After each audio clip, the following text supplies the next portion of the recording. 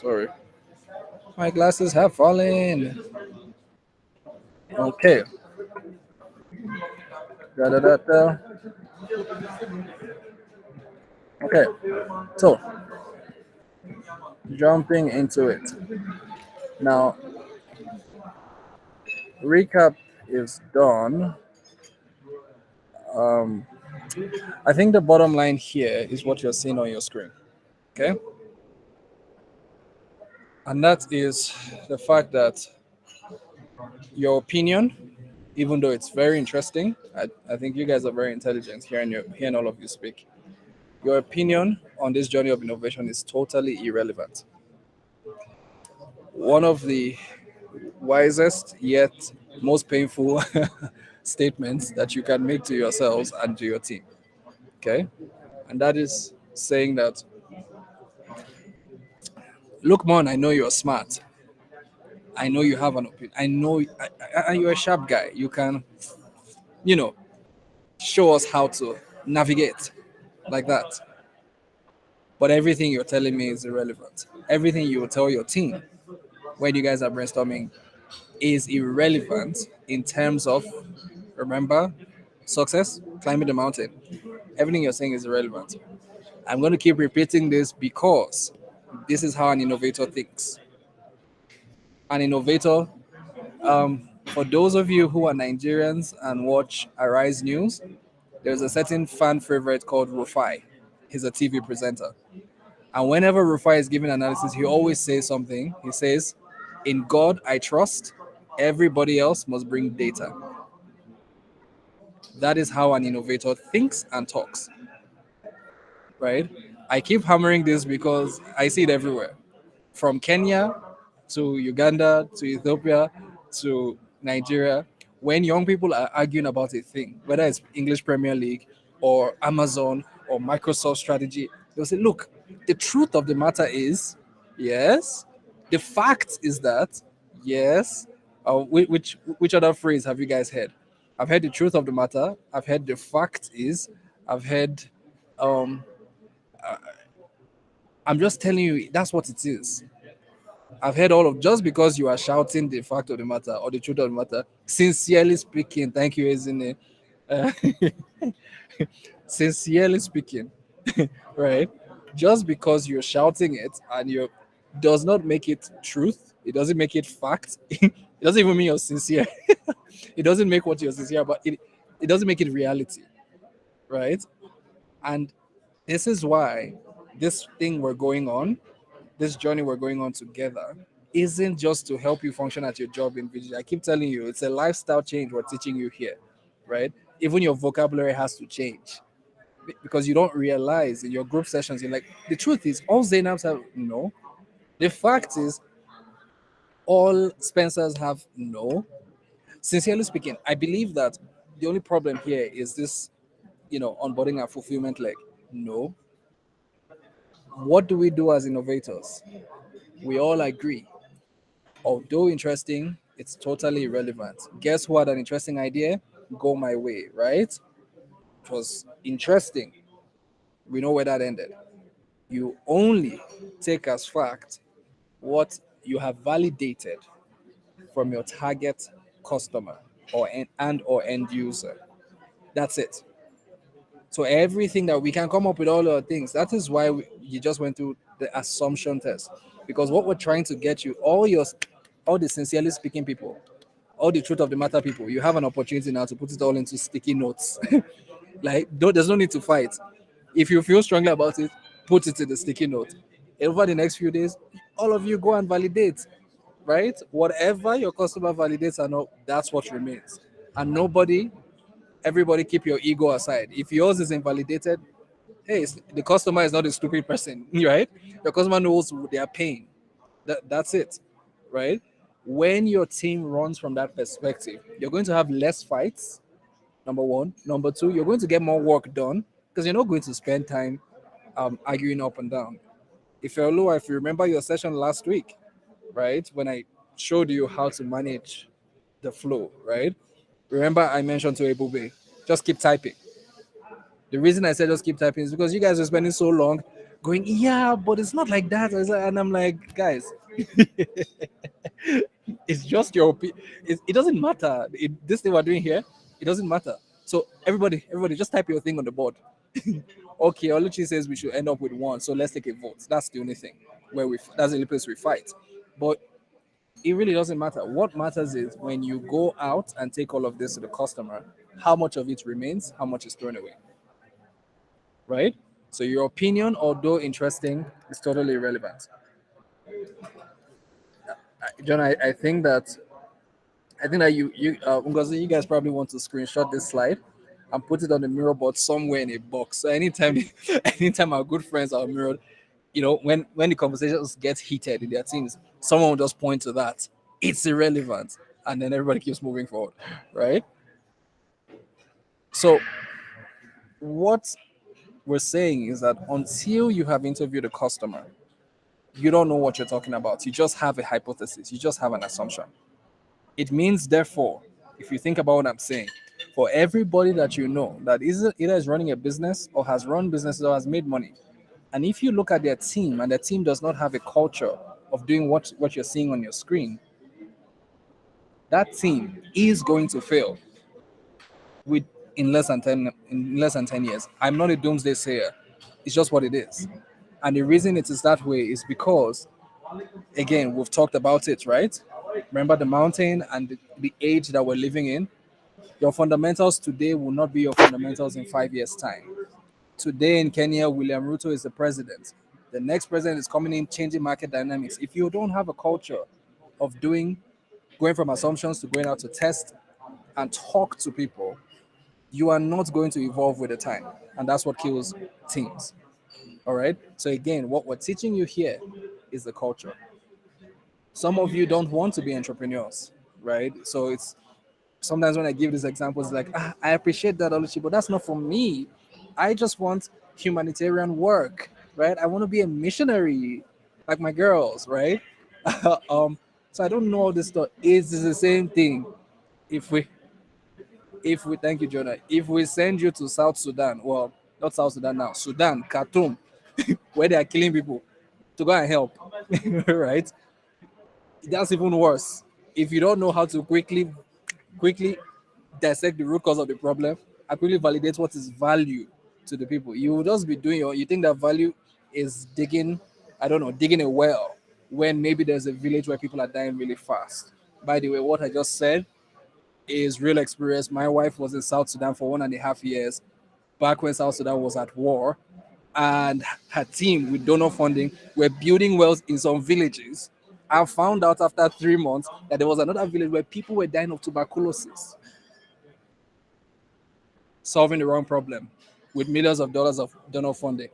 This thing works every everywhere. I'm just trying to say that it's the same thing, regardless of your department, right? You need to talk to humans. You need to validate. You need to have a culture of validating. It's not a one-time thing. It's gonna keep happening, even with your bosses at work. Next slide. So the question now becomes, I mean, this is all the English for all I've just said, right? Because you need to be data driven as you take every step. You don't take a step without data from the previous step, right? You need to, I don't know how many of you studied a science related course in university, right? And I don't mean science as in engineering, I mean like you've worked in the lab, or worst case scenario in secondary school, right? Some of you did integrated science and you actually did lab tests. That's what we're talking about here. We're talking about that clinical approach, right? Where you have assumptions, and one by one, every conversation you have with a person is to test biochemistry. Thank you, Luke One. Every conversation is to test an assumption. Every question is there for a reason. I'm going to say this 3 times. Every question is there for a reason. One more time. Every question is there for a reason. All right. For those of you who are Christians, they say that number one, God doesn't speak a lot, because when He speaks once, it means He's going to do the thing He said. Then when you see something repeated more than once in the Bible, it's for your emphasis. Every question is there for a reason. When you enter your breakouts, when even after today, when you guys are writing your questions, some people are going to force you, strong characters. I want this question here. Why should it be there? I just feel it's the right thing. Take it out. Yes. Remember, we're not running on emotion. There's a process. Every question must be testing something. If you cannot tie that question to something, please take it out. Oh, but Oluchi, some surveys have failed. I don't think people went through this. Yeah, they didn't. Doesn't make it right. Doesn't make their approach right. You guys don't understand. I mean every question down to how old are you? There must be a reason why you want that age. Down to are you male or female? What I am saying is that you don't have, oh, honestly, these questions are pretty standard in service. That's why they're here. Take it out. Because if age, if age and gender is not critical for you to understand your customer's pain point, you don't need it in the survey. You're just occupying space. I'm shaking that table, especially for those of you that did final year. If you did not outsource your final year project in uni and you did it yourself, all those data gathering, SPSS kind of thing, just think about all the surveys you have done, right? You tend to just pack them with questions. The more, the better. Everything, every question, there must be a reason. Here's the litmus test that I recommend. And when I do this with my team, we always ask, and so what? You're putting there, um, what is your age range? 18 to 35. Ask yourself, and so what? Like, if they answer that question, and so what, like, what's It's the 16 insight hours. that we are looking to get from that? That will help us test an assumption. If you guys cannot connect it, that question goes. Pretty simple, right? This process helps you collect evidence, you see patterns, you see things that your competitors cannot see. Remember what I said the other day? Your greatest competition is not the competitors. Your greatest competition is what your customer is currently doing, right? His current habit, because he knows his pain. And there is something he or she they're doing right now to fix that pain.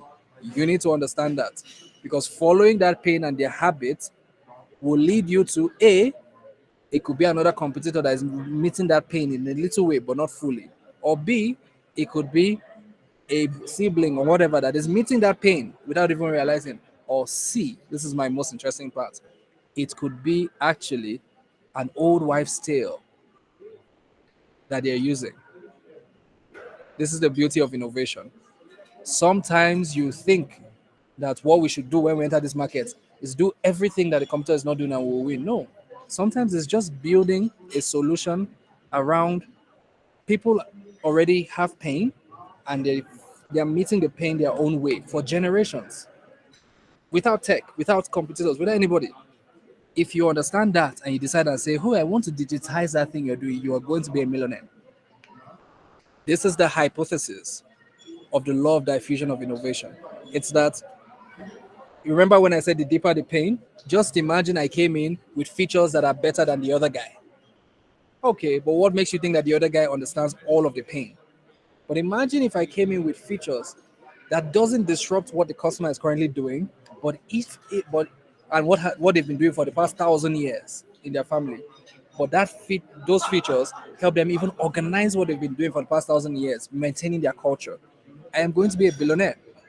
Think about what I've just said and look at every $1 trillion company out there. You will understand what I'm saying. Right? There is a company in there's a fintech company in Nigeria. Well, now a number of fintechs have now started doing it, but these guys were the first. I forget their name. Um, all they did, their own approach to savings was not take the piggy vest approach and get you to save in a wallet. What they Because they were targeting a certain group of people, like market women and all. What they found out is, and some of you know the concept of ajo. I forget what it's called in Swahili, but a similar thing exists in East Africa. It's where four of us can come together and start a savings group, right? Every month we put aside a bit of money, like $100, right? And then every month one person gets to take home everything. Okay, so if there's five of us and my month is next month I walk away with $500, but I'm contributing every month, right? The cycle then repeats itself after every 5 months. That's agile. There's a name for it in Swahili. These guys just came and built tech. Charman. There you go. Thank you. Thank you, Titus. Cowrywise now has that feature, but there was a company, there was a fintech company that came up with it, that started it rather, no, not came up with it. I met the CEO all the way back in early 2017, right? So long before Cowrywise came up with this, right? And no, not AO. AO is Softcom. Done a bit of work with them. AO has naturally evolved into that, but they started with wallets. There's a company. I'll look for their name. But anyways, the point is that I was at a seminar where he spoke about this, and I thought, oh my god, this is so brilliant. But it didn't come to him from the sky. He actually just wanted to do savings like everybody else, but decided I want something for the poor, the lower end of the market. And he went and spent time with them, and they were telling him, which one is all this? See, there's a way all of us in this market we contribute our money and we are okay. We don't have any poor person amongst us, and he digitized that. Now, his problem why you don't know his company is not because the value prop did not make sense. It's everything else. It's team. It's all the other business model things that we've talked about. But my point is that's an example of customer validation done right. The holy grail is where you understand the person's jobs to be done, their reality, habits that they've had for 1,000 years. Don't come and change it. Or if you must change it, as little as possible. That's what you're looking out for. You see what I'm saying? That you're looking out for opportunities like that to innovate. Here's what we do. A lot of us just sit down and, oh, I think it would be cool. I worked in a company, my previous company, we had analytics tools for, so let's put a dashboard inside. And then these other guys, they have this cool project management tracker. Let's add it. You just add things based on your experience and not based on what you're hearing from the customer. And that's where you run into trouble, right? I literally had a conversation earlier today with a particular CEO, and that's pretty much what he said. Right, this is over $12 million raised, and the words to me, Oluchi, I can't tell you that the systems that we have in the market that people are using, I can't tell you that all of our features work. If anything, maybe only 30% is what people actually want. How do you get there? Yeah, we're trying to prevent you from getting there. And so with all of this, you uncover new problems that people have not seen, and that is how you lead the market and your competitors, right? And then based on this, you can prioritize portfolios, prioritize what anybody's building or solving for right now, and whether in a department or on the entrepreneurial track. Okay. The second to the last bullet point is very, very important to me. In God, I trust. Every other person brings data.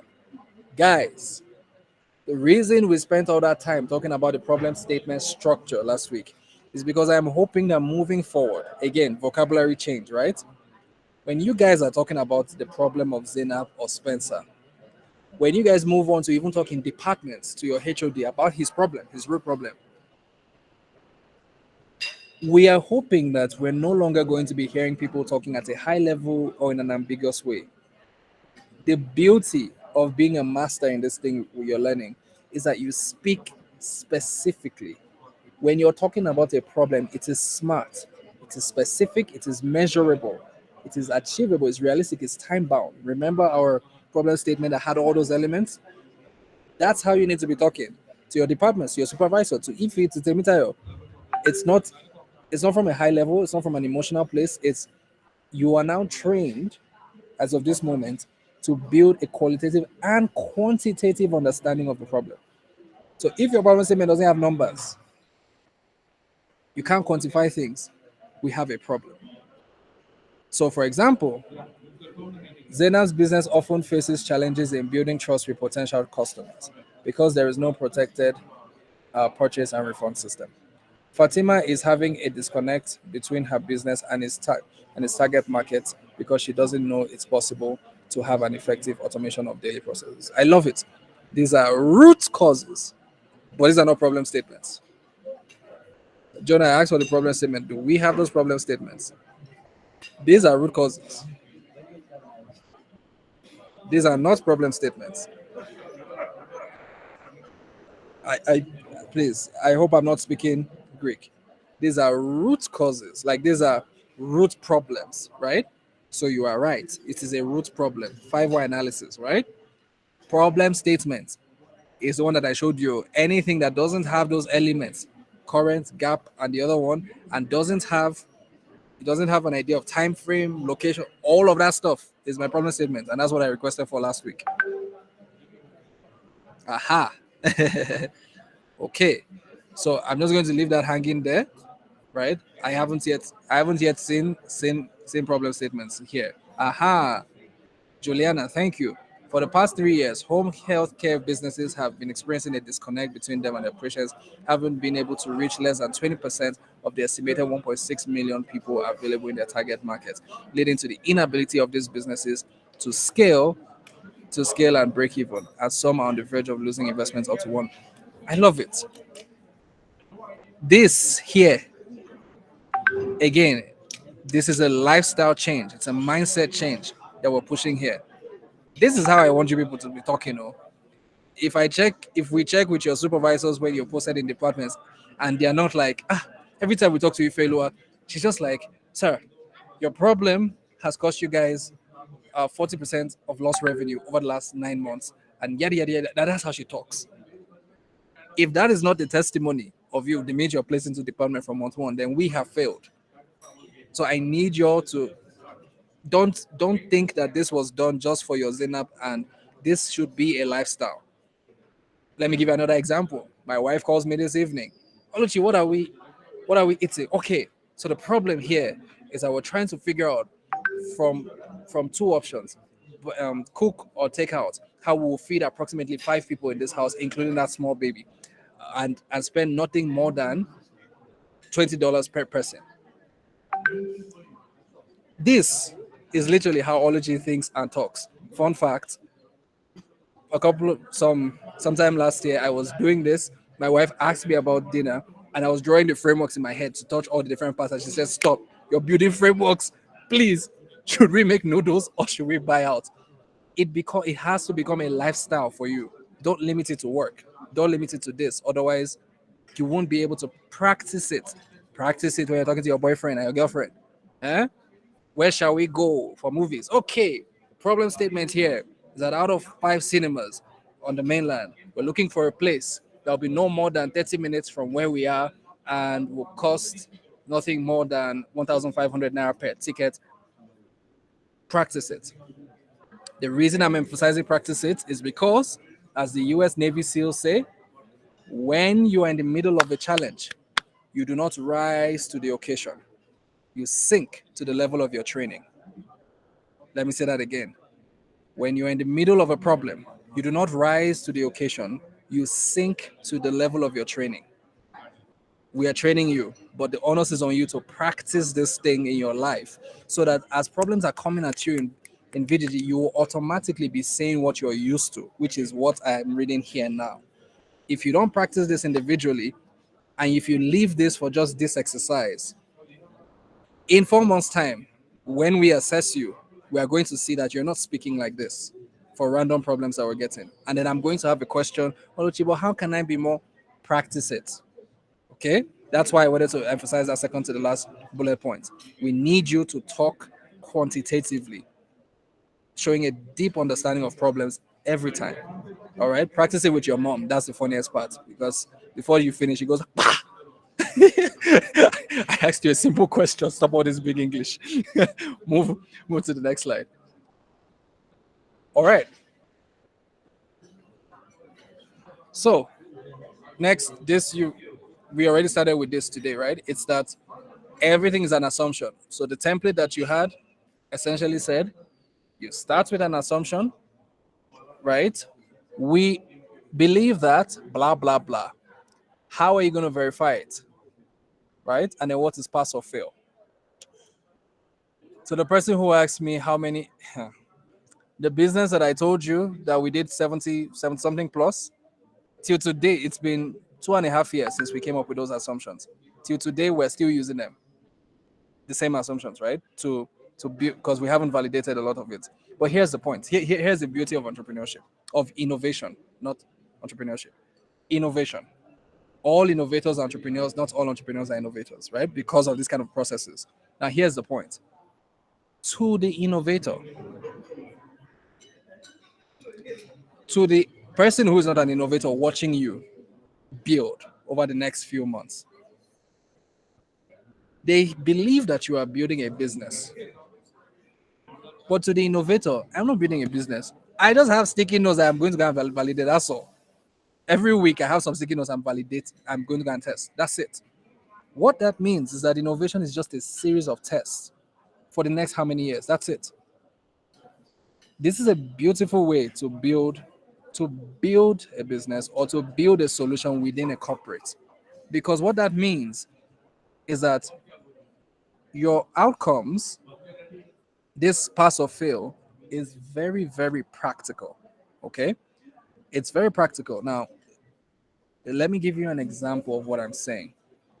And it's also a pitfall that I've seen with younger teams where people write academic things in those sticky notes because Oluchi is looking for academics. No, I'm saying very practical. In Jonah, do we have mahogany or do we have helix? Which one do you have? Or the Mahogany. preferred? Okay, you don't have helix. You don't have access to helix mirror board. Okay, can you show mahogany? Let me see if we did a similar thing. One of our sticky notes, right, under partnerships. I don't know if it was the mahogany project or helix. One of our sticky notes was we believe that we believe that we can we believe that Mama Iyabo, our customer segment, this was for Helix, right? We believe that we believe that we believe that we're able to solve her pain of affordability, right? Because she needs this solution for cheap by partnering with a microfinance bank in Nigeria to offer this so that when Mama Iyabo comes to us, we give it to her for free. The microfinance bank will pay us, and then Mama Iyabo will owe the microfinance bank and pay over almost 5 years. Small money every month. So we've made it affordable, right? So we believe that we can fix that pain by partnering whatever. What was the test? The test was go and talk to 4 microfinance banks over the next 120 days, 4 months. What was the pass or fail? If at least 50% of them agreed to this assumption as evidenced by signing a contract with us, then we validated this point. We got our first LOI within 42 days after writing that assumption with the microfinance bank in Nigeria. That's how this works, right? So to the untrained eye, it's oh my gosh, Oluchi, you just signed with these guys. To me, I'm like, I just validated an assumption. The flip side is also the case. If after 120 days and a gazillion pitches later, we can't even get up to two that sign with us, to the untrained eye is how you guys have failed to bring on any big partner. To you, it's no, we haven't failed. There's no such thing as failure. It's this assumption is now invalidated because it's more than 120 days. Let's go to the next thing. Or let's try another approach for partnership. You see what I'm saying?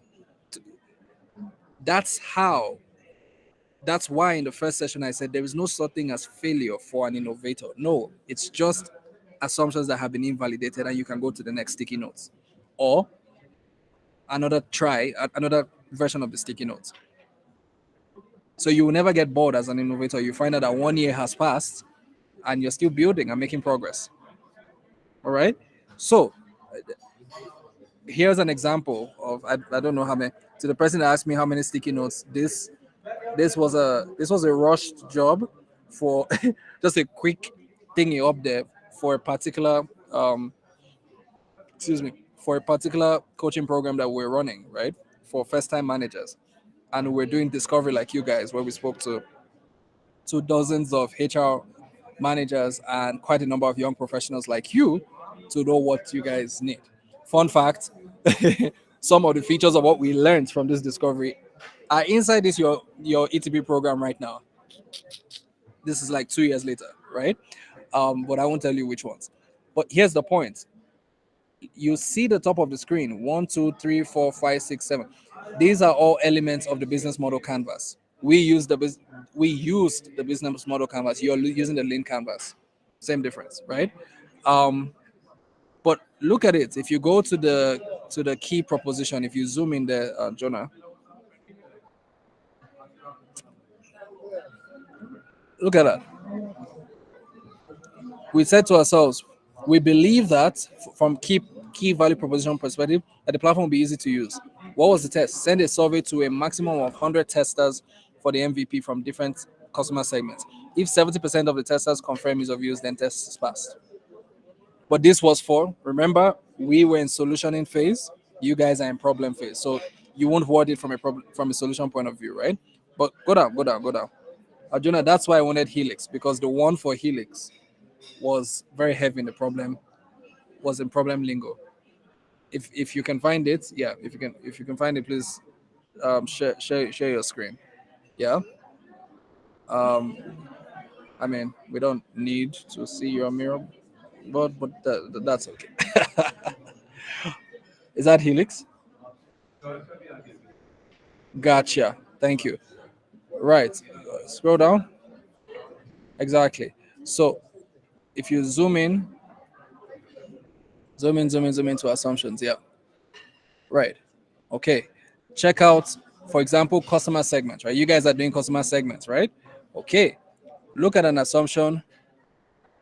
Look at that one in black. I don't remember why I highlighted the black ones. We believe that Nigerian MSME owners account for over 80% of total jobs in the country. No, no, no. Take that out. Go, scroll down, scroll down. I'm looking for a good one. Ah, there you go. Stop. Um, yeah. So we believe that individual households need other energy options for cooking because this was a clean cooking solution we're bringing into the market. Look at the pass hotel. Interview likely household heads to evaluate their interest in alternative cooking energy options like Helix. And then passed, if 60% or more of them agree to needing alternative cooking options, that will pass. We hit about 99, a little over 90% for that one. Look at it. We literally came back to this after our discovery. Look at those sticky notes there that say pass, and all of that. We literally came back. So we ran this in 3 states in Nigeria. We got about 290 or so respondents from our target groups. We had guys in the field, NYC guys, go to small restaurants, bookers, and talk to them. We gave them handheld devices. They ran all of this. We took the data back, we analyzed it, we came back to the sticky notes, and we deliberated as a team what has passed, what has failed, before we moved on to the next phase of prototyping. And the prototyping happened to be doodle videos in Igbo, Yoruba, Hausa, Pidgin English, animation videos. And we took it back to those people. Remember, prototype. Does this work for you? And they said yes. Before we knew it, we had a waiting list of customers for a solution we haven't even started building yet. That's how you do it. That's how you secure demand before you spend any dollar to build. Yeah. Okay. So that's an example of what we're saying. I just wanted to show you that again. I'm media sorry, I'm going to keep picking on you today, but I just wanted to show you that it looks like a very laborious process, right? And very academic. And it is laborious when you're starting off. But as you do it more and more for multiple ideas, you guys are going to do this thing 100 times before you finish ETP. Trust me, not just for Zena, but in every department you're placing, you will do this, and you become a master at it. After a while, you start becoming used to it. But more importantly, it's not only laborious; it can also be academic if you don't word the sticky notes right in your breakout sessions. That's why I went to show you real examples, right? We're not talking about high level stuff here. We're talking about an assumption that you guys have made under that element. We are talking about a practical experiment that you can run and test. Oluchi, I see that the experiments are only surveys. No, I gave you that example about the partnership one. And sorry, that was the mirror, but I was looking for that sticky note. I should have shown you how we worded it. That wasn't a survey. That was actually a meeting with potential partners. The test was the meeting, right? The pass or fail was letter of intent or contract. You see how practical that is. So some of your experiments can be surveys. For some of it, it was focus groups interviews. All right. For some of it, is interviewing a CEO. You're not going to send me a survey. You get on a call with him, right? Some is an interview. Some it's blast a survey out on your WhatsApp, on your family group, right? And just look at responses over a few days, but with a target number of responses. Some it's a focus group. Some it's actually a meeting, and you're testing hypothesis. So it don't put your mind in a box of the experiment has to be survey. No, it's whatever the hell gets a real human being to give you feedback on that assumption. That's your experiment. The other thing I want to call out is that look at all those pass or fail. Any pass or fail that is not smart, it's not specific, it's not measurable, quantifiable, and it's not time bound, throw it out. Because then how are you going to know? How are you going to know whether the responses you're getting are good or bad, right? You need a trigger. You need a trigger. You notice a lot of things we're saying there's if at least 60% said blah blah, then it has passed. That means that if you run your surveys, your interviews, or whatever, and you get 59%, it has failed. That's simple, right? You need something that is that simple to something that is what do you call it, Mr. Biochemistry? What do people call it? Defensible, something that you can easily say whether it is good or bad, right? It's something that's defensible. I think that's the English word, right? That's where you want to get to. So it's not high level as oh, if pass or fail, if most of them say they like it, then what is most? How do you know when most like it, right? if if all the ladies no, give a number. Always quantify. Next slide. Exactly, defensible. Next slide, Jonah. So step one is those assumptions. Step two is now from those assumptions, create your problem validation questions. This is interesting because what I'm saying is that for those assumptions, all of them that you said, surveys. Oh yeah, before you create your surveys, you go to that mirror board. Okay, the ones that are surveys, you bring them out. You need to create a survey, right? With each assumption, here are the questions that will help us test this assumption. I need to explain here that it is not necessarily one question, one assumption. Sometimes you need 2, 3, 4, 5 questions in a survey to validate one assumption. For example, if the assumption for your business for Zainab, I don't know, you're assuming that for I think Zainab is the so yeah the social commerce business owner, right? So you're assuming that Zainab. Hold on, Ifeolo, I don't like your problem statement. I don't see any numbers. I'm sorry. Once I don't see numbers, I don't trust you. I don't trust you. So that group with Zainab, you guys need to go and look at Medify Me's problem statement. That's more like it, right? I need things to be quantified and time bound. Yeah. So I see over the past year, that's great. But when I see has been grappling with the challenges of establishing trust with their customers due to a lack of protected purchase and renewal, the absence has led to missed sales opportunity. Don't tell me about missed sales opportunity of how much? How much are they losing every month or every year, whatever? As approximately 7 of 10 customers. Okay, I love that. So 70% of customers make inquiries without making a purchase. All right, so their conversion rate is only 30%. I like that, but I don't want to see missed sales opportunities. It doesn't mean anything to an innovator, because how do you if you're talking to Zainab, how do you know that she's missing sales opportunities? Somebody who is missing sales opportunities, um, someone who is missing sales opportunities that maybe just okay. Sorry, I don't know who's calling me on WhatsApp. Right. So somebody who's missing sales opportunities that go into a million every month versus somebody who is missing sales opportunities that go into, I don't know, $100,000 in a year. Remember our headache conversation? 30 minutes headache versus 1 year headache. Who are you going to solve for? So I quantify as much as possible, right? Okay. Now the point is, from your assumptions, what we're going to do is create problem validation questions. It's saying you take every assumption. So here, one of your things you're assuming is that I don't know, Zainab is missing sales opportunities. Okay, we assume that the lack of we assume that the existence of a disconnect. Um, okay, we assume that the existence of a lack of trust with Zainab's customers, right, has led to the loss of to the loss of sales opportunities, running into X amount month to month. What's the experiment? We ask her a series of questions. If at least 70% of them confirm this assumption yeah, if the confirm this assumption, that is wrong. Okay, when you're creating the survey, what question would you ask?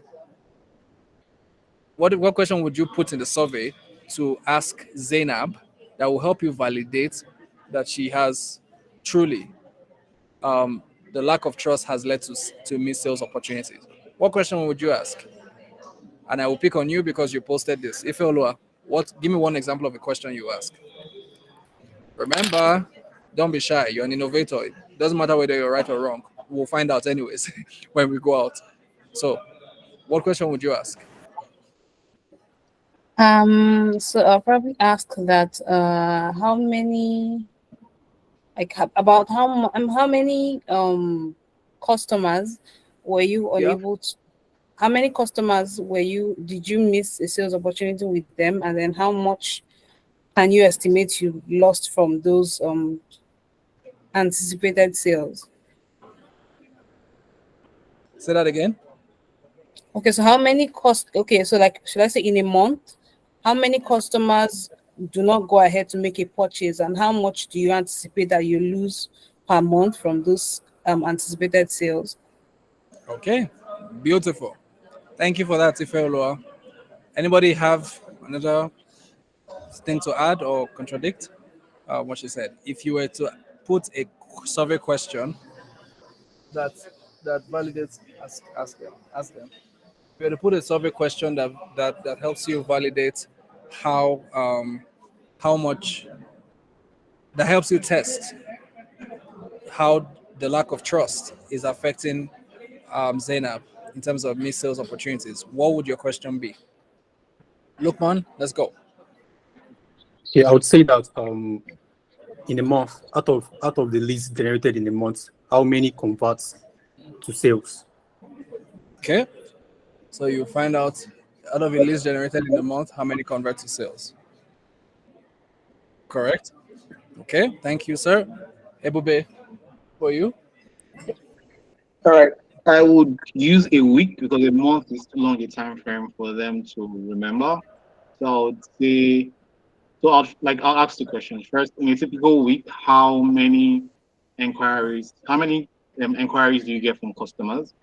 And then the follow-up question is, in a typical week, how many sales are you able to make from this inquiry? And then from there, we can estimate, we can validate the part of 7 out of 10 do not lead to sales.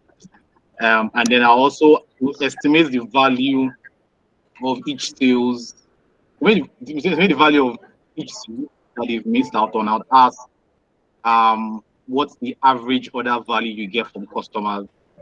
And Gotcha. then I'll use that. Gotcha. All right. Thank you very much, Ebube, as well. That's a man. That's a man that has been watching his discipline entrepreneurship. Thingy, average order value, buzzword. I love it. you're you're ready to play the innovation space. Go. You don't need this boot camp. Just use those buzzwords. Average order value. Everybody will be like, oh my God, that's amazing. No, but here's the thing. All three of you are right and you're wrong at the same time. Okay. So you're right in the sense that you've just validated what I was saying, right? And what was I saying? I was saying that for Spencer is shocked. For each, it's not one question for each assumption. You notice I asked about one assumption, and on average, each of you gave at least two questions you would ask. Temitayo, you put Ifeoluwa, you put two questions in one, right? So it's at least two questions that you're going to. Can you already see that your survey to validate one assumption, you already have, if you already have two questions. But those two questions, the answers to those two questions together will tell you, yeah, this sticky note pass or fail, right? Lukman, you had at least three. Ebube, I stopped counting at four. And then when you said average order value, I was like, take me to your leader, right? So you validated my point, right? That break the mindset of, oh, one assumption, one question. No. As many questions as you need to validate that assumption totally, you guys need to have it in there. This part is always very difficult for teams because people think it's just one question. And when you do that, you end up packing one question. If you are going to make that mistake. You had two questions, but you read them out as one. You see what I'm saying? Meanwhile, those things can be two separate questions. Yeah? One is how much sales opportunity you miss, and then number two is how much is that costing you? You see what I'm saying? Those can be two separate questions. But if your mindset is sure, look, man, I'll call you back in a sec. If your mindset is I need one question for one assumption, you're gonna pack a question with a lot, and you don't want to do that for your respondents. Now, that's where you guys got it right? You validated me. But here's where you all failed. Every single one of the questions you asked were open-ended. Read my lips. If you run validation surveys and interviews with majority open-ended questions, you are going to have hell in getting intelligence from this and insights that take you back to your mirror board. Think about it. Let me give you an example. If instead of saying how much has this means of opportunities cost you, you already had a hypothesis there, right? That is costing them at least X $1 million a year, right? So what if you said this problem? What if your question was this problem costs me at least $1,000 every month? Strongly agree to strongly disagree.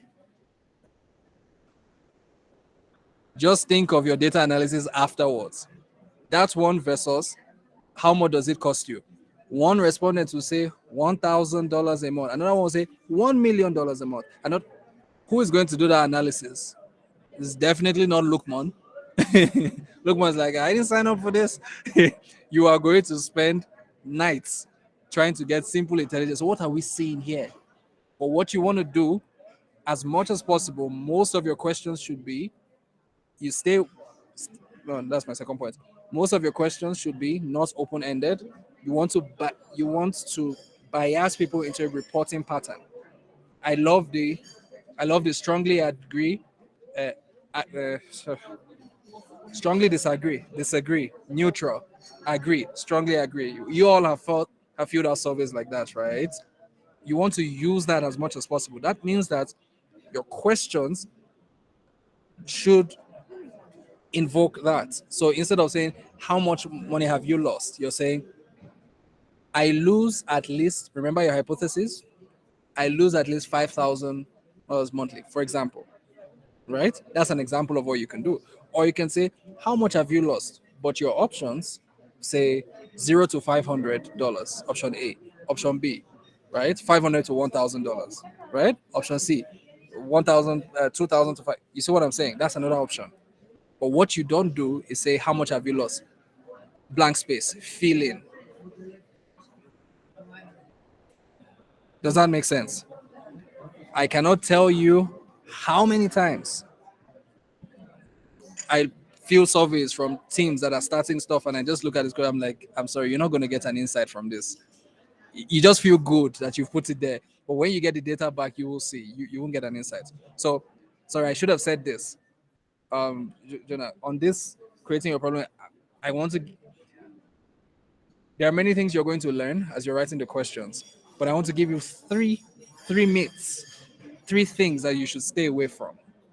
All right, stay away. Like for me, these are my 20%. There are other things, but these three, if you can stay away from this, you increase your chances of bringing out nice problem validation questions that are actually helpful. Number one is what I just said. Stay away from open-ended questions as much as possible. Typically, in surveys that I sign off on, the only open-ended question you see there is, tell us how we can improve. That's typically what you will see. That's the only open-ended thing. Tell us how we can improve. Because that one, I want you to pour out your heart. Yay. Right? But any other thing that's testing an assumption, I never leave it open-ended. All right? So that's one. The second thing is stay away from binary questions. Yes or no. Because binary questions don't help you, man. They don't help you really test an assumption. So saying things like, I have had missed sales opportunity. Yes, no. Yay. What assumption are you going to test in the background? Like how are you going to validate that in any of your sticky notes? Because your sticky notes, you're saying things like, oh, at least 60%. At least how are you going? What is yes or no? Yes or no doesn't give a lot of insights. So always try as much as possible to deal with a gradient. Okay? Always try to deal with a gradient. The only time that yes or no makes sense is if maybe one of your assumptions is that, for example, we assume that 90% of our customer segments have never been arrested. So my question is, I have been arrested before. Yes or no? Right? In that type of situation, yes or no is fine. But, side joke, these days we even stay away from binary questions when it comes to gender. Inside joke, Joda would know this. When it goes, yep, I'm shaking that table. Yep, we're doing a survey for some of our international consultants, and Joda had sent me a survey that had male and female. I was like, Joda, do you want me to get arrested? We have people in Canada, people in the US. So he's like, hey, it's two options. I'm like, no. it's not two options. So the next survey he then did male, female. Next one, I don't know. I said, Joda, we are going to get arrested. So we had to go online and look for the politically correct way. No, the third one was now others. I said, Jonah, what is going on? So we look for the politically correct way. So we put male, female, and then non-binary. That covers all the other 72 gender types in the US. Fun fact. This is me saying even things that you traditionally thought were black and white, they're no longer black and white. So how can your survey questions be simple? Two options. Stay away from those. So stay away from open-ended. Stay away from yes or no questions. And then my third thing here for you will be always ensure that you are writing from a problem point of view. This is perhaps the most difficult part the first time you do this. Always ensure you're writing from a problem mindset. This is difficult for the same reason it was difficult remember when you're doing your customer journey, it was very easy for people to start saying, touch points, our solution. And we're like, no. What solution? Right? You're going to face the same problem here. This is perhaps the most difficult part, that even the best of us make these mistakes. We did some work with, and Lukman, I'll call you in a minute. We did some work with the World Bank team in Nigeria, and we're trying to get something from them. And so they said, hey, Luchi, you've already run this kind of problem validation and stuff with your for this same customer segment that we're also bringing interventions for, post-COVID, market women and stuff. So they were like, can your team help us run this with your people, your field officers, and everything around the country, and give us insights. That, oh, the usual, we already have something, we already have questions, we just want to disseminate through you guys and keep our costs low. Because I know this, and after today, you guys are going to be specialists. All those surveys that you fill, those random Google forms from your friends and all, start looking at them closely, and ask yourself, is this a problem validation survey or solution validation survey? You will be shocked how many startups get it wrong. In one survey, they're asking you about your problem, they're also asking you about your solution. That's how I already know that they're not going to be clear about the problem. Just go and, the next survey that you fill, go and read it again, right? When we received the survey from the World Bank team, guess what? Like maybe 60% of it was solution oriented and they hadn't realized. So they are looking for interventions to give people, market women and stuff. And I'm saying stuff like, I would prefer to have a TV, a radio, a whatever. Choose the option you want. In the same thing, I'm saying COVID has affected my business and cost me almost 1 million in the last 6 months. So I'm seeing problem questions, but I'm also seeing now somebody asking solution. I want to buy you TV, or you see what I'm saying? It looks very subtle, but it throws you off when you're doing your analysis. That is why your curriculum is structured like this. You're only doing problem until our next bootcamp. Forget about solution. So your problem validation questions need to be problem oriented. Yeah. And so what that means is that, so what that means is that what you're doing essentially is you're going to have to be careful about this thing, because there is a thin line between speaking problem and speaking solution, as you found out last week. So let me give you an example. Again, that means sales opportunities. You can either find yourself writing, I lose at least $1,000 monthly, because I believe I lose at least 1,000 monthly because my customers don't trust me. Strongly agree to strongly disagree. You could either do that or find yourself writing, any solution that can help me recover the $1,000 monthly that I lose will be greatly appreciated. Strongly agree, strongly disagree. It's the same problem. One of it is worded as a problem. The other is already biasing the person towards solutioning. Same thing, but two sides of a coin. So your team needs to be careful in sense checking each of your questions from this perspective. For me, those are only just three pointers. Yeah, do not ask open-ended questions as much as possible. Do not keep it binary as much as possible, and then ensure it is framed from the problem validation point of view, and you'll be great. Join the next slide. You fill out surveys. So now, if you have too many questions to be answered, like how do you get them to answer these questions? Very good Do you question. have too many questions in your survey? Very good question. Thank you for that, Luke One. The answer to your question is in the question itself. They don't have time to answer too many questions. Therefore, you now need to, as a team, agree on what's a reasonable amount. So you're absolutely right.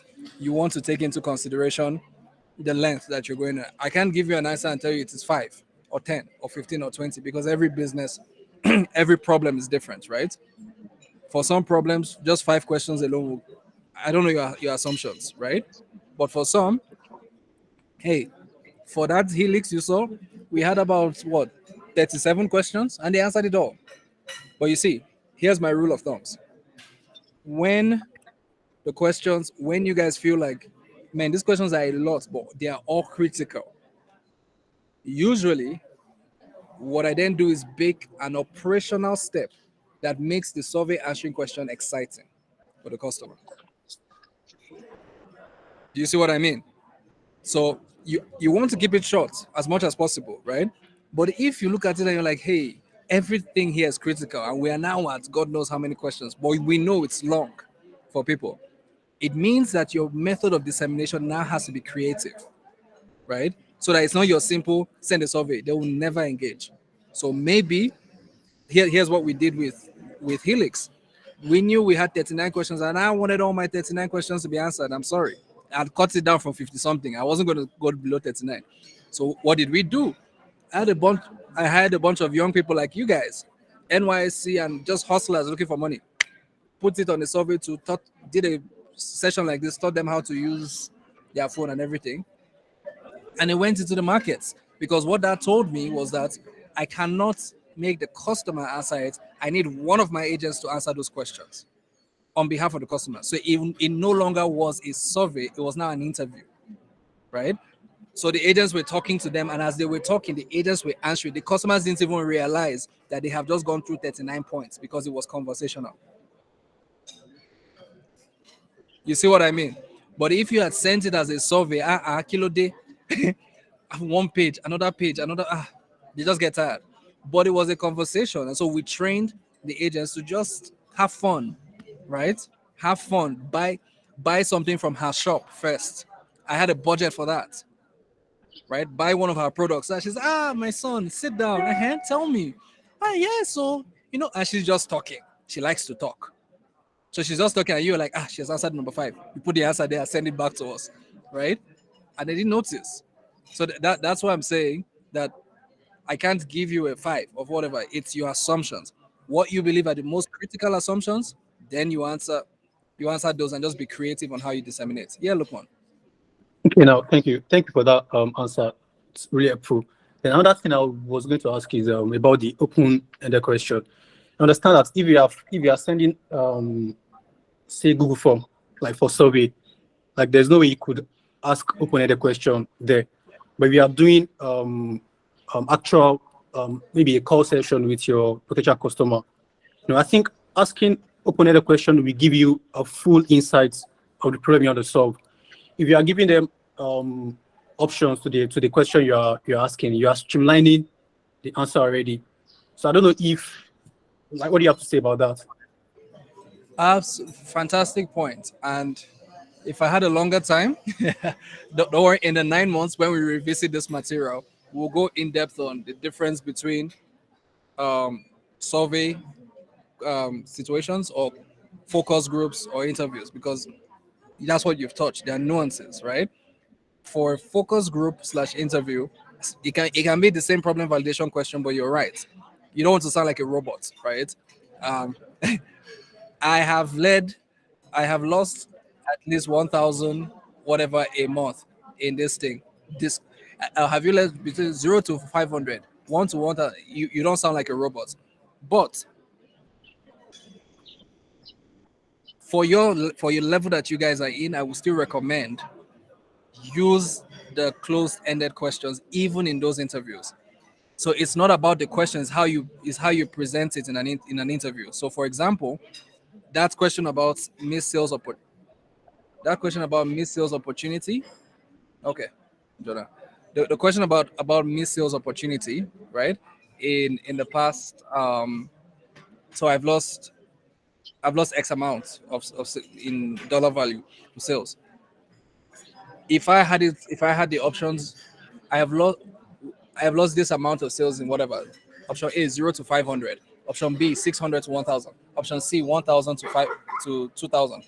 If I had that and I was talking to somebody, I'll be like, please, I know that this is a real big problem for you. I'm just hearing you speak, man. I can imagine you've been losing a lot of money.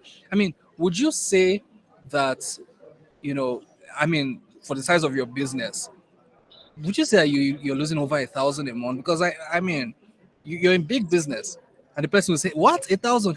No, last month we did at least 5,000 loss in dollars in losses." You just got your answer.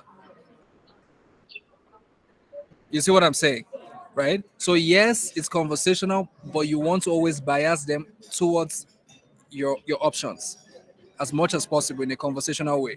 You don't say, "How much have you lost?" Right? Because if you end up with the wrong respondent who talks as much as Oluchi, the person will talk for 15 minutes and you will not get an answer. The person will say, see, the sales we lost, that is how my younger sister came from the US, and I told her I'm losing sales, and she said, "Let me look at your sales." But I remember that I told my mom that I'll buy her a new. Yeah, that's what you're going to get. Does that make sense? Yeah. Okay. Titles before he's in there. Hi, Oluchi. Yes. Okay. Actually, mine is just maybe a clarification, not actually a question. On the last point Okay. that you have said on always Yeah. ensure that we write our problem statement in the problem point of view. Yeah. Maybe could you just maybe clarify again, just to Okay. differentiate between a problem, that problem statement in the problem point of view and in a solution point of view, so Sure. that at least I could yes, I could understand their differences. Okay. Thank you. Same assumption. Again, let's use the same one. You've assumed that you're losing sales. Zainab is losing sales opportunities, is missing sales opportunities, right? And it's costing her X thousands of dollars. Now here's the problem way of framing that. I am currently losing at least $1,000 monthly from sales opportunities due to lack of trust. Strongly agree to strongly disagree in terms of the options, right? That's a problem way. A solution way of framing that could be I would love a solution that helps me stop losing at least $1,000 every month from lack of customer trust. Do you see what I mean? It's the same thing. It looks very subtle, but you'll thank me later. If you stay away from this, you will thank me later. Same thing, but very, very different. When you see this, when you are doing the data analysis and insights and going to your mirror board to do pass or fail, that is when you'll be like, oh snap, we've just jumped the gun. We're doing solutioning. Does it make sense, Titus? Okay, I'm trying to understand it. Can you say that in the problem point of view that, okay, we're answering the question why? Not exactly. So it's the same thing you've been learning since last week, right? From the problem point of view, your job there, you are there as an investigator. Okay. And what are you trying to invest? You're not there as an architect or as a builder. You're there as an investigator. What does an investigator do?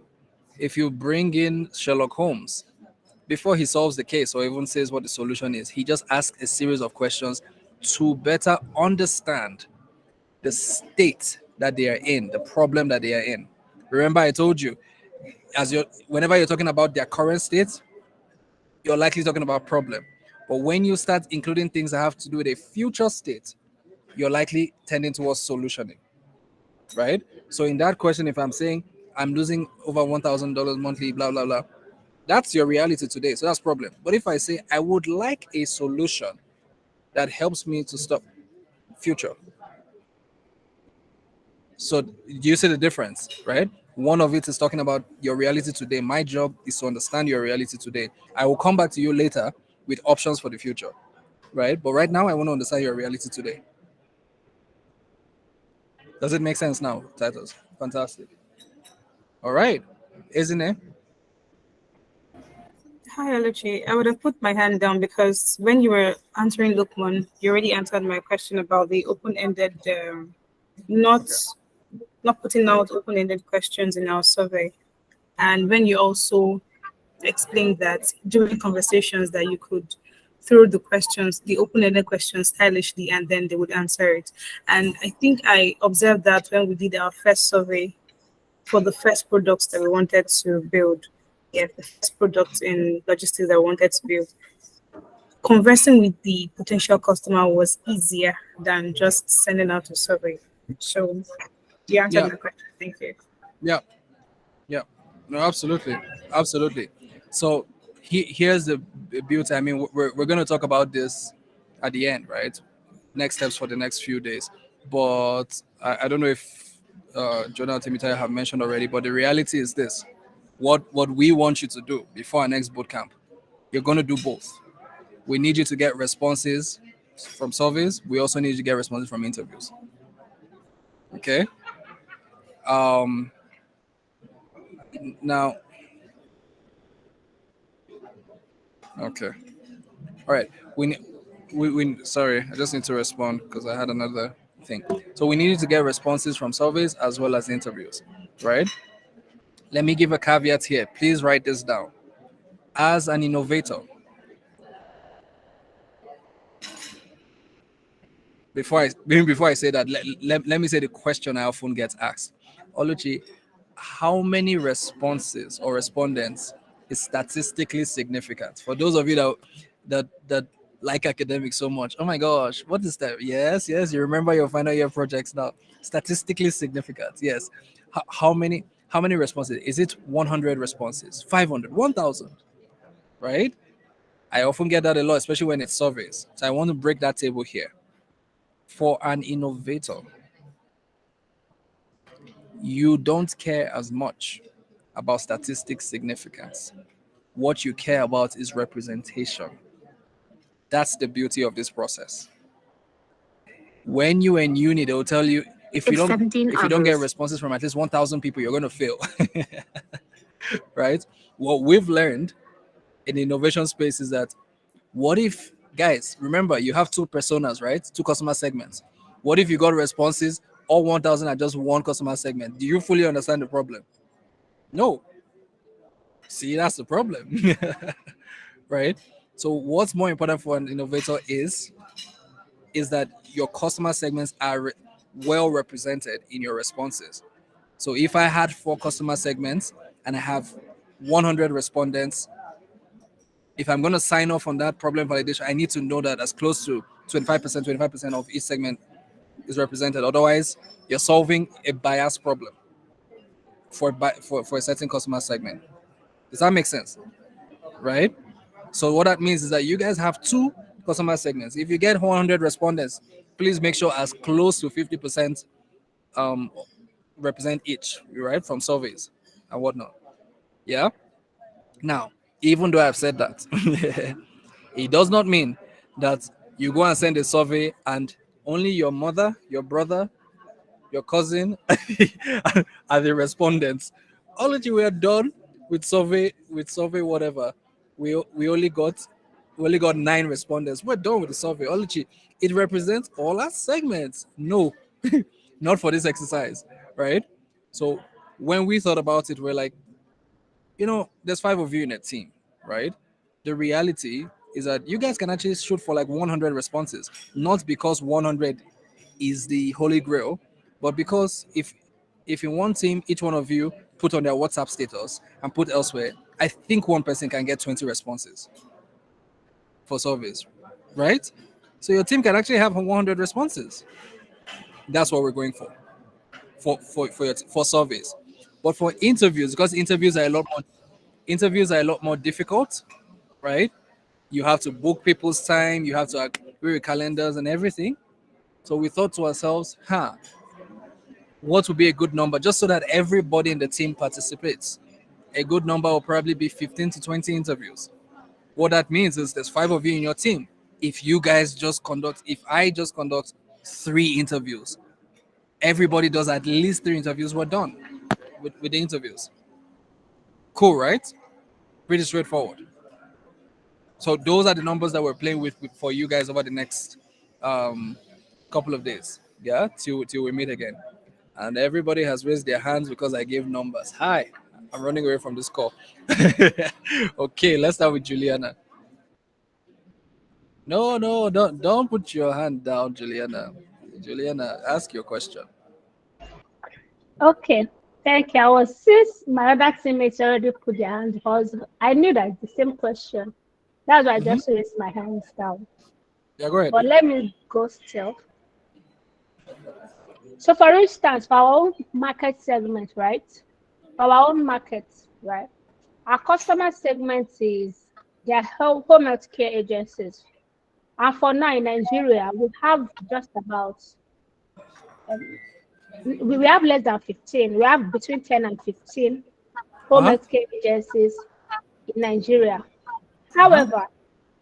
However, we have the people they serve. That's one of the challenge the problem we are solving. The Yep. people they are supposed to serve are like 1.6 million in a Yep. year, right? Yep. But then we have just about 15 of them in Nigeria. So if, however, we have a lot of the end users, I know you get my point, right? So our surveys are supposed to go to this home health care agencies, and they are just 15. So how does that balance it? Do we then look at interviewing or questioning or sending surveys to the 1.6 million people, or we just base our assumption on these 15 home health care agencies and go on with that? Gotcha. Thank you, Juliana.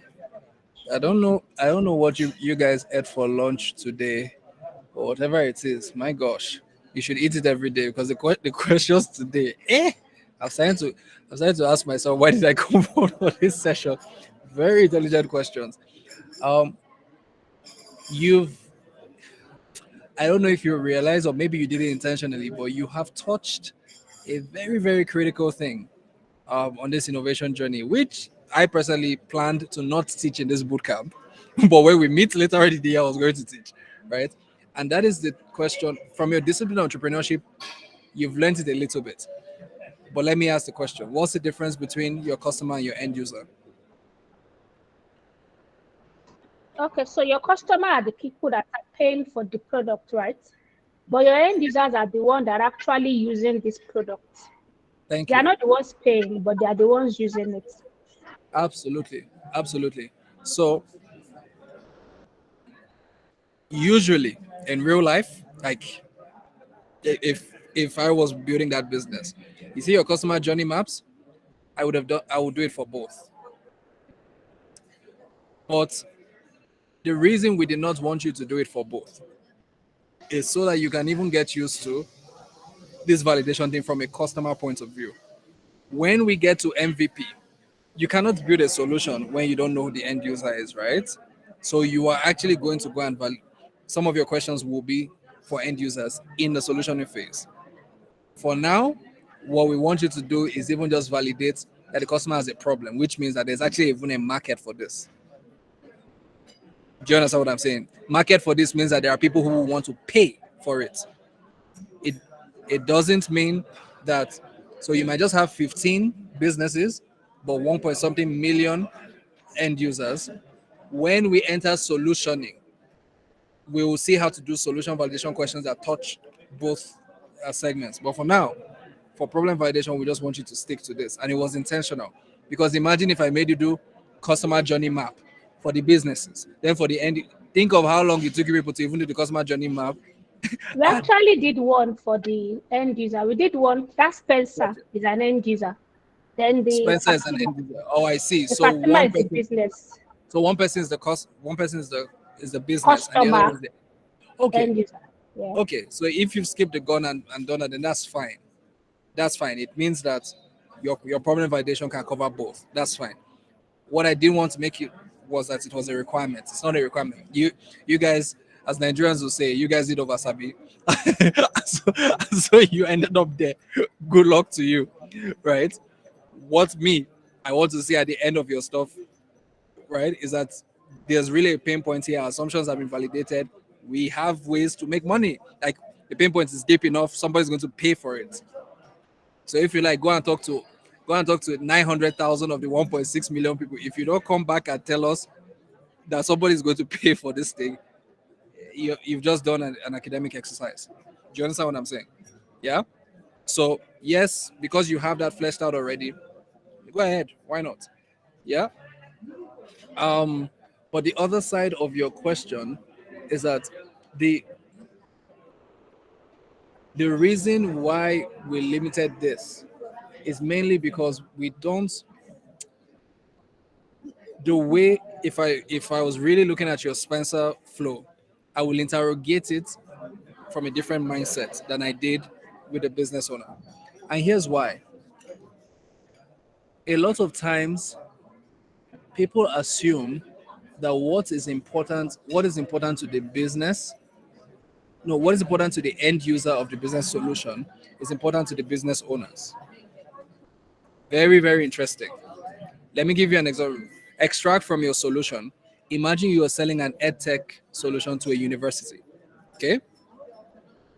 The usual assumption is that if I can run validation steps with the students and find out what they need, then I will be able to convince the school to buy my product and pay me. That's the usual assumption, right? So what I see a lot of teams do is spend all their time doing user journey for the students and understanding their pain and all of that. And then you go and meet the dean of the business school and you go and pitch. And it's like, yeah, that's great. We'll get back to you. And they never get back to you. That's because you don't understand the dean's reality and his own customer journey.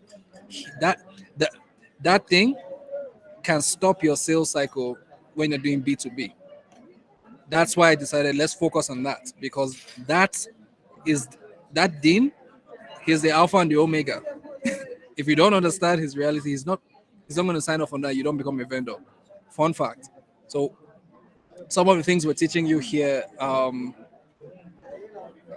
we have a tool that one of our teams in Canada had worked with them, and we built something that is being used. It has some of these frameworks and it's being used in 2 universities in Canada. When we were trying to figure out the right segment, we're talking to universities, we spoke to Y Combinator, we spoke to Deloitte in Canada and in the US. We spoke to innovation hubs because we had customer segments. Maybe innovation hub needs the kind of thing that we're teaching you guys, right? If we codify it in a digital tool. Universities needed. I thought I was going to make a lot of money. Let me just put it that way. I was like, yes, I've codified it, and we'll probably send you guys the link because it's up there. It's open source. I'll send you guys the link. Use it. Give me feedback. Yeah, right. So I thought I was going to make a lot of money. Imagine me doing all that work and not giving it to the whole world now for free. We did this customer discovery, 790 interviews over 9 months with 5 different customer segments. Oh yes, we learned a lot. Here's what I learned from schools. See this example I just gave you about Dean? I was shocked. Your students, 120 of them, look, they responded to the survey. The dean of a certain business school was just looking at us. So we went back to the curve, and I went to meet one of my advisors. Like, what did we miss? She's like, create the customer journey of that dean, create whatever, and let me see. When we created it, this woman did a call with us, and guess what she said? She said, you're never going to sell this and close it with the school. I said, why? Simple fact. Did you know that at university, they approve their budget? The budget that the dean runs the program with is approved once every 2 years. I said, huh? It's approved once every 2 years. That means that you're coming here in 2021. The dean is working with budget pre-COVID. If you did not enter that his budget, there's nothing that's going to happen till 2022. This is how you learn these things by accident, right? So yeah, you guys shouldn't have wasted your time talking to students. You should have mapped out that person's process. And when we looked at that, we found out that all the top business schools in North America have the same process. That is how we X'd out that customer line. We're not selling to schools. So we ended up giving it to students for free, just for traction, right? But I'm not making money from schools. That's how it works, right? And this is why we said focus on the customer. If it's B2B sales, focus on understanding customers' pain points and their journey and validating that. Right. Okay. Anybody else?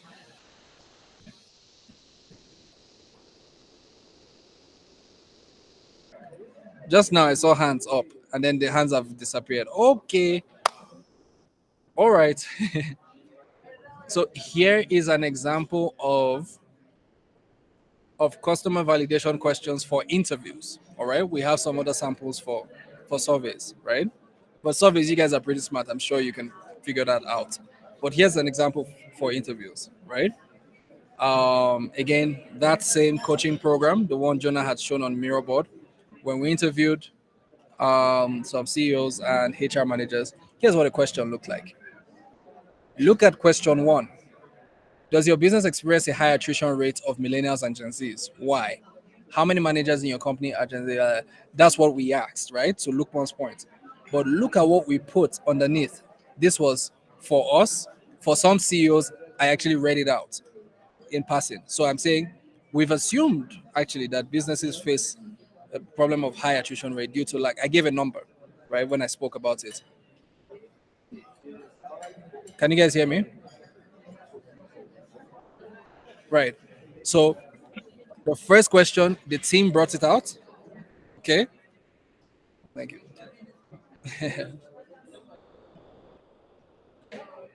So the first question, the team brought that out based on our mirror board and assumptions. But before we did the interview, we had to break it down. So what was the assumption? We have assumed that businesses face the problem of higher. Okay, great. So now, how do we validate this in this call? First question was, how has this affected your business? What are you doing to curtail the problem?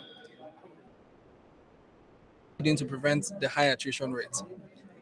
This kind of interview, this is to my friend's point, look, man, was where we were asking open-ended questions.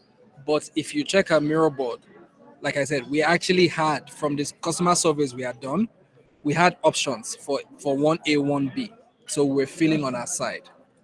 So even though these questions here, when I was presenting it, it wasn't as open-ended as has this affected your business? Discuss 50 marks, right? It was, has this affected your business? I mean, would you say that you lose on average, I don't know, 5% of your staff every quarter? I already biased their answer.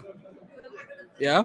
But the point what we wanted to show you here is when you're preparing interview questions, you want to state the assumption from your mirror, but you want to put it there to guide the sub questions, right?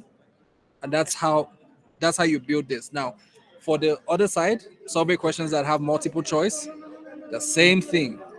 All right. You want to have the question, you want to have your assumption, and then your series of questions with options. So don't just write question 1 to 5. For 1 to 5, this is the assumption. Okay, number 1, number 2, number 3, number 4, number 5 are testing assumption number 1. That's the point we're trying to pass across. Okay. All right. We're going to take a 15 minutes break here. And is Jonah back? Yes, Sorry? I'm here. Yeah. Thank you, actually.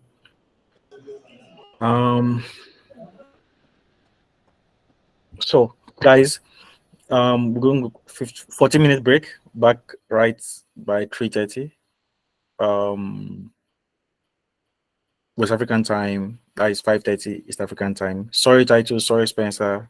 We're going to have to drag on a bit, but just give us some Sorry, time. Titus. Sorry, Spencer. Yeah. So just guys, use the next 14 minutes. Just stretch your legs. Go for a bio break. Get your coffee, your tea, and see you back shortly. Right once you come back, we'll go to the breakout room. Thank you.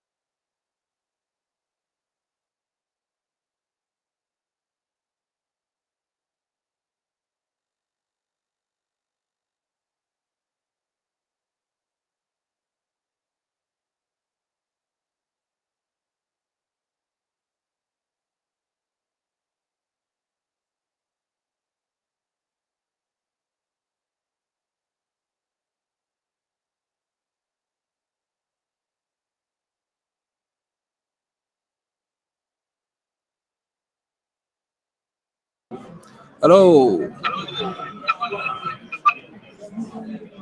Hi, can you guys hear me? Yes.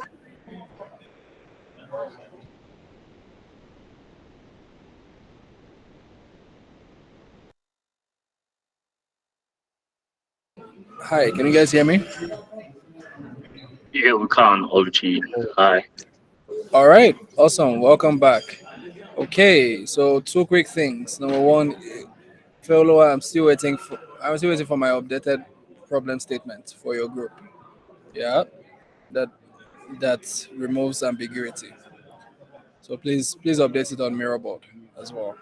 Number two, so what we're gonna do, because time is fast spent, especially for my East African brothers, what we're gonna do is we'll just show you one more thing, and then what you guys are going to do, you'll do the work, not in breakout sessions, but you'll do the work and you'll submit.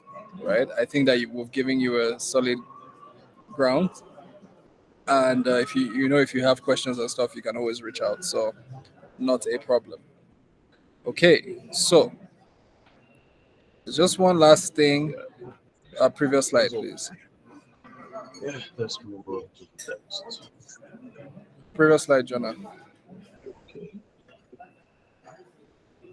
Okay, so right. I mean, this was supposed to be the breakout, but it's basically go in and then finish your assumptions and then start writing Non-renewable. problem validation questions. Right? That's what it was. But you're going to do that after today, after today's session. Right? So next, Jonah. Okay. Right. So here's the thing. Now you know how to do assumptions. Then you know how to get out problem validation questions from the assumptions, right? The, the thing that we often get asked is, okay, what do I do with these insights? Depending on the tool that you choose to use, whether Google Forms, Jot Forms for your surveys, Microsoft Excel, Google Sheet, whatever for your interview, whatever you use to capture your insights. The issue tends to be, okay, how do I what does the outcome look like in terms of an insight report? In order to help you focus on outcomes and not activity, we are going to require an insight report from you. We're not going to be in your sessions as you're talking to people or look at how they're filling your survey, but we know what we want to see from you, like you reporting to us after the deed is done, right? What you have on your screen is an example of a recent problem validations report that we did for a certain company in Kenya sometime last year. Me, Oluchi Chiazo, I'm expecting a report that has minimum this type of structure. This is where we're going. Remember, we said that in the next bootcamp, we are going to start the bootcamp with you guys presenting your insights. Let me just be very clear before I jump into this. The insights you represent in the bootcamp will have two sides. We'll have two sections. The first section will be what you have learned. Will be what I'm showing you now. Your questions are what has and the insights that you got from each question. The second side will be from your perspective, assumptions that have been validated and invalidated by the team. Those two things put together, you will present at the bootcamp. What I'm showing you right now is a report that does a good job in explaining the first. Okay? You had questions. What are the responses from each question? Should I go back? This survey, the questions touched on different sides of this business. It touched on customer channels. That's why you see that infographic. All of this is just executive summary. All right. Next, Joda. So for each side that we touched on, we gave insights. Okay. One of the things that you see is this thing on the left, which we call an assertion. Guys, do not send us a report that just has charts with numbers. we will mark you down. You are now problem solvers. When you solve a problem, the end process of solving the problem is called synthesis.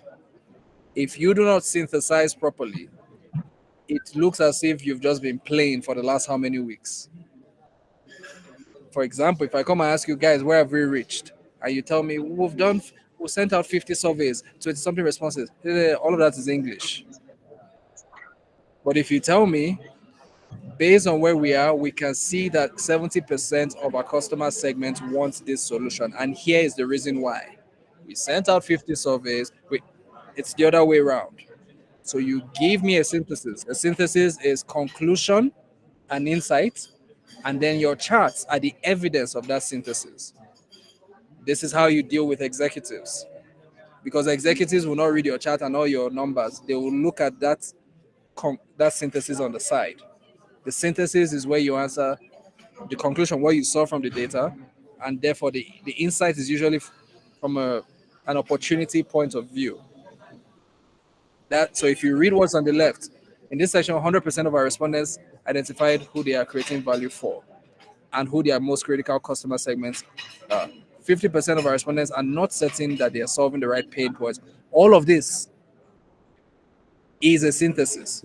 These were not the questions that we asked. These were our insights from the responses. That's what we want.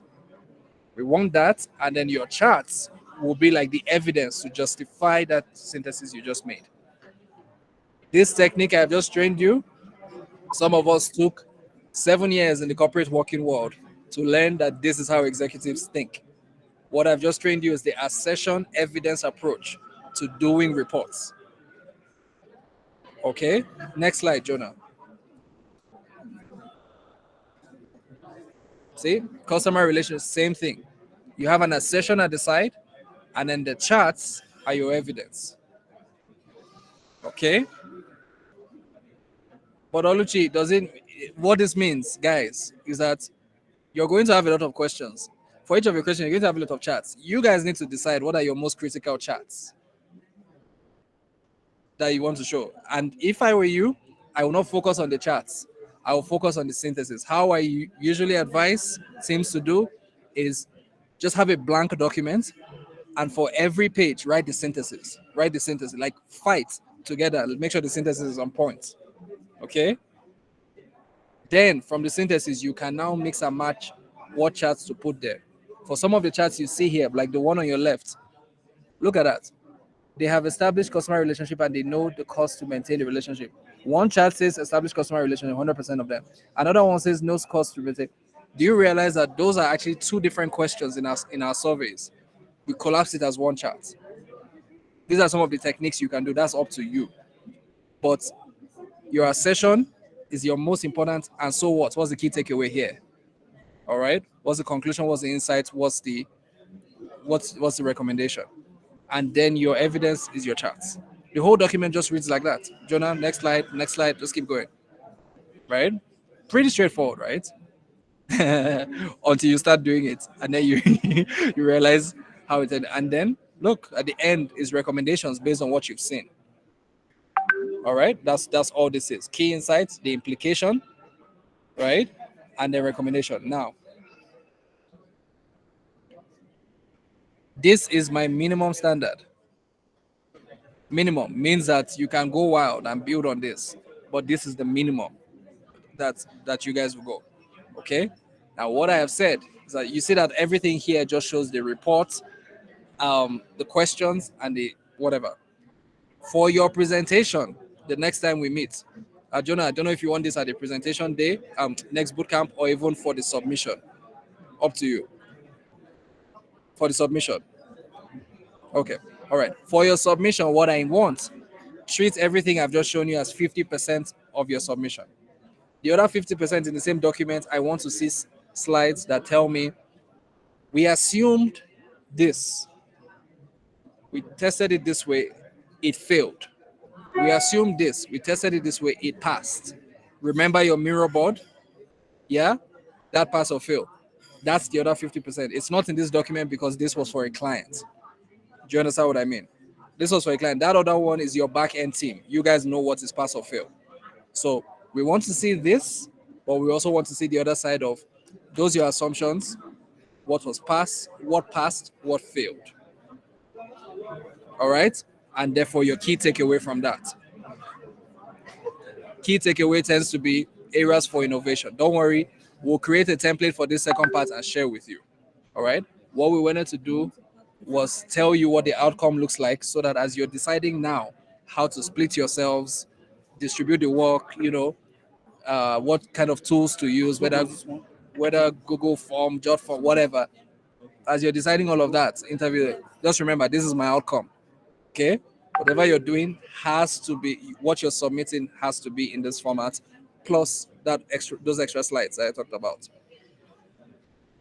Okay, all right. So, okay, with that, ladies and gentlemen, you've now come to the end of your bootcamp 1. Congratulations, you now better understand. Oh.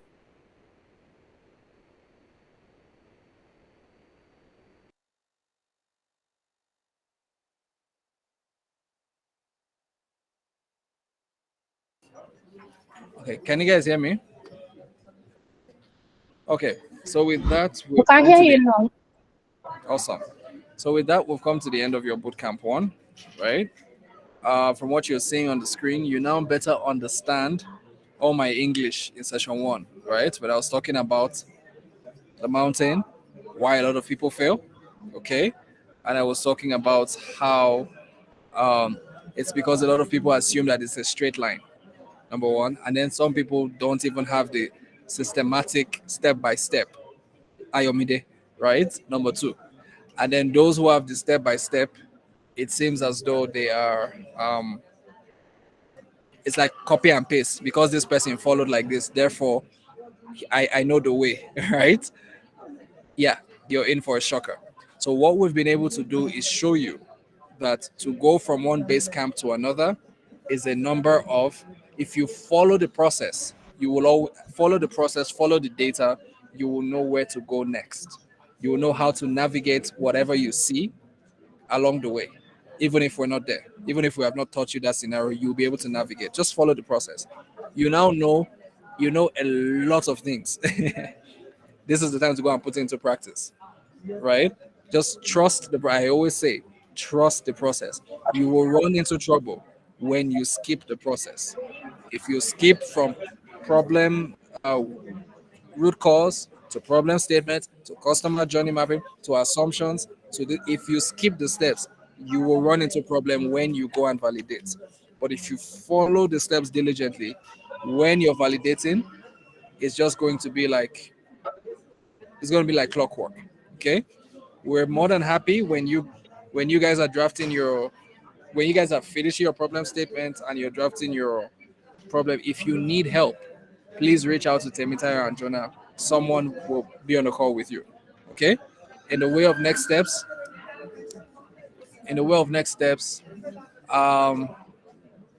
assumptions and problem validation questions, because they told us that we should break you all with lots of work. We need to see this tomorrow, 24th, by 5 p.m. West African time at the latest, which is 7 p.m. East African time at the latest, meaning your assumptions are done, right? And then your problem validation questions are done. And problem validation questions, both the ones for interviews and the ones for surveys, are done. I showed you just now, how you can structure your interview ones. You also need it for surveys. Those two, they must be done tomorrow by on or before 5 p.m. West African time, right? And from that moment forward, we need you to go book, remember, 15 to 20 interviews, no less than 15. And then at least push to as close to 100 surveys as possible. There are 5 of you in each team. If each one does at least 3 interviews, you've gotten 15. Can you guys hear me? Right? If each one of you gets at least 20 respondents to your surveys, you've gotten 100. Right? Very easy. So you're gonna do that from after tomorrow until June 2nd. By June 2nd, what we need to see is an insight report, right? The insight report must have at a minimum, what I showed you, and then it also must have the assumption side. This has been assumed. We like to call it assumption dumption, right? This has been assumed. This is what we assumed. Here's how we tested it, and this one passed, this one failed. We need to see that with your recommendation. Based on that, what do you recommend as the next step from an innovation point of view? Right? That's simple. June 2nd, before 5 p.m. West African time. We want to see that in our email. Your next boot camp, I think for now, will come up by June 8th, unless the team figures out a different time. We will meet again June 8th. But when we receive this June 2nd, trust us, we're going to have a lot of questions for you. So you will be busy between June 2nd and June 8th. June 8th, you are going to come to the call and present, right? You will present to us. More will be communicated to you as we move along. So with that, ladies and gentlemen, I now officially bring Bootcamp 1 to a close. Thank you so much for your time. Because the time is well spent, I will only take one question.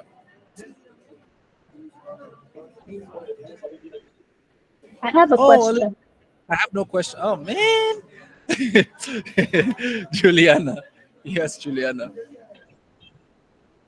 Okay. I remember I was asking my last question before now, when I was talking about, can you hear me?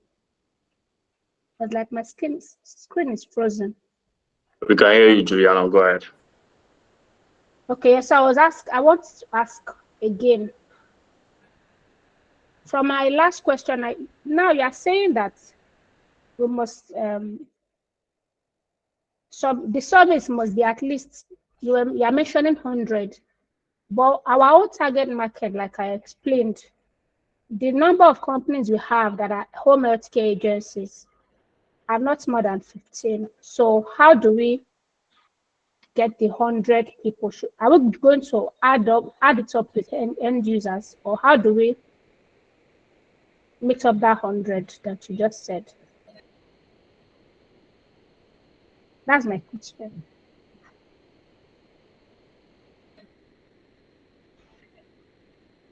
Please, did you hear me? I heard you.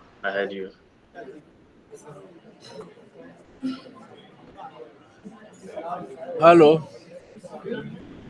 Hi, Oluchi. Did you hear, Julia?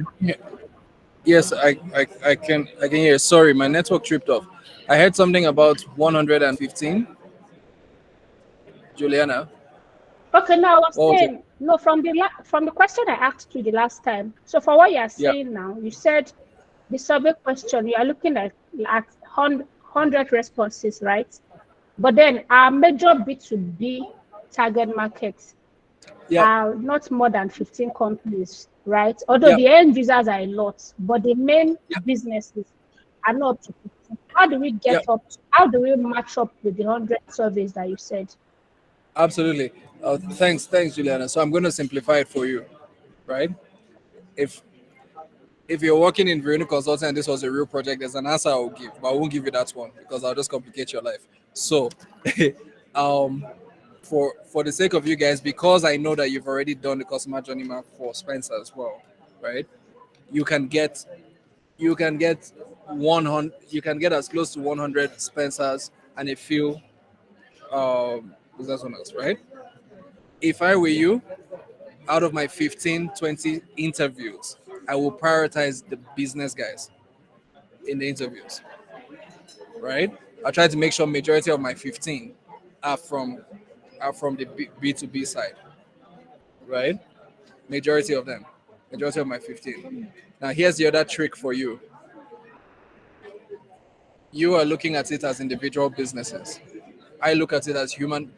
So what's the name of your persona from your business segment? Fatima. Sorry? Fatima. Yeah. Fatima, right? Okay. You can actually get a lot of responses from even those 15. Why? because you're just looking at it as businesses. You don't send surveys to business, you send it to human beings. So, for example, in one of those companies, I can interview the CEO, I can interview the head of marketing, I can interview the customer service rep.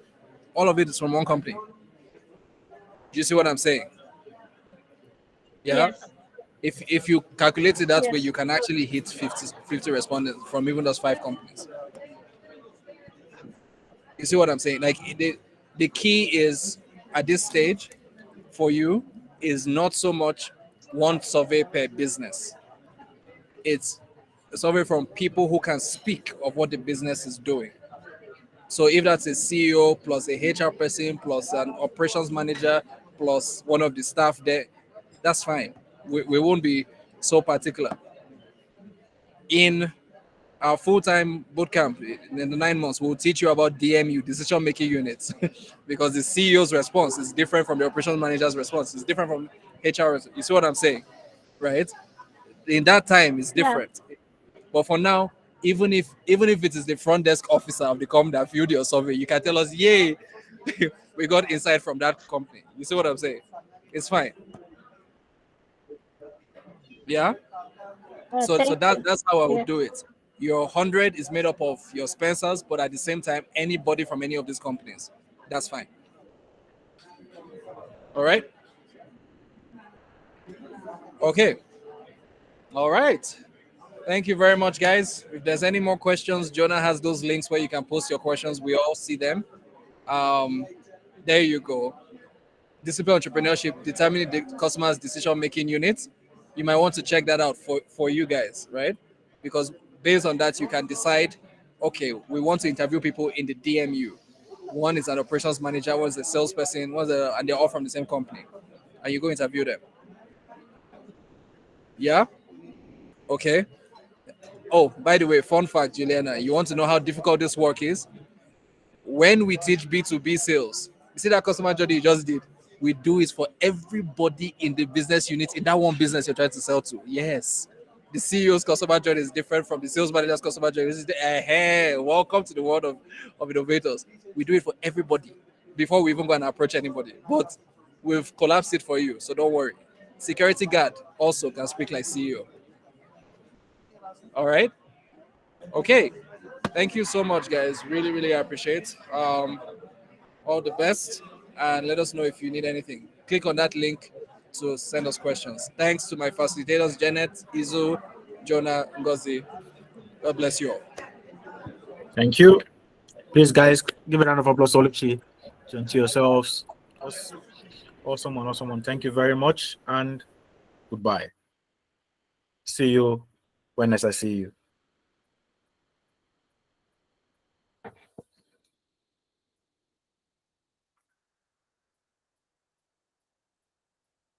Thank you, Zane.